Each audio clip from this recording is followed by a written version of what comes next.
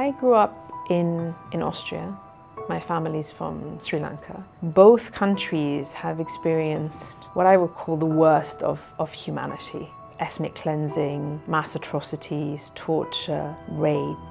And both countries have really struggled in different ways to deal with that. In Sri Lanka's case, they've not dealt with that, and we continue to feel the impacts of that today. Justice has been really integral to my identity. That feeling of being from nowhere, being from everywhere, I think makes you want to help others who are in the same position too.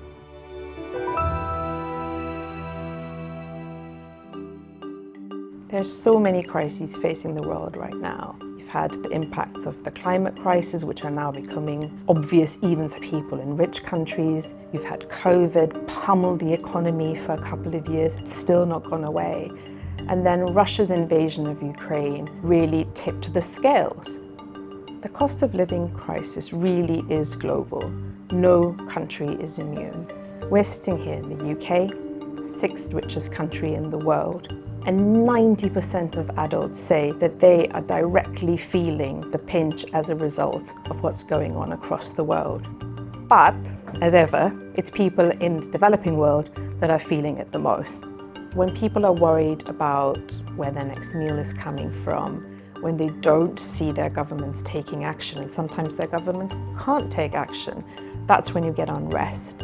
And really, that comes down to issues such as the cost of living crisis, because democracy isn't about having the perfect constitution or being able to vote every few years. It's about making your life better. I really like the idea of open society because I think it takes us beyond these discussions over what's left-wing or right-wing and all these concepts that academics like to argue about, but really are quite meaningless to people. I think open society is something you know. You know if you're somewhere where you can say whatever you like. You know if you live in a place where you have choice, you can achieve your potential. Our job at Open Society is to listen to what people on the ground tell us they need us to do. A lot of our partners have helped to put solutions on the table, solutions that were unthinkable just a few years ago in terms of loss and damage, in terms of debt relief.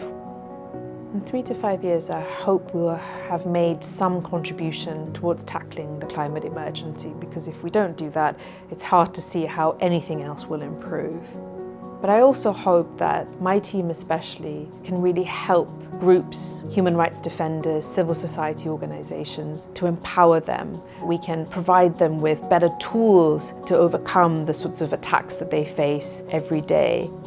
We're building up the movement, building up the capacity, increasing the space for these actors to have impact, so you won't need organizations like ours in the future.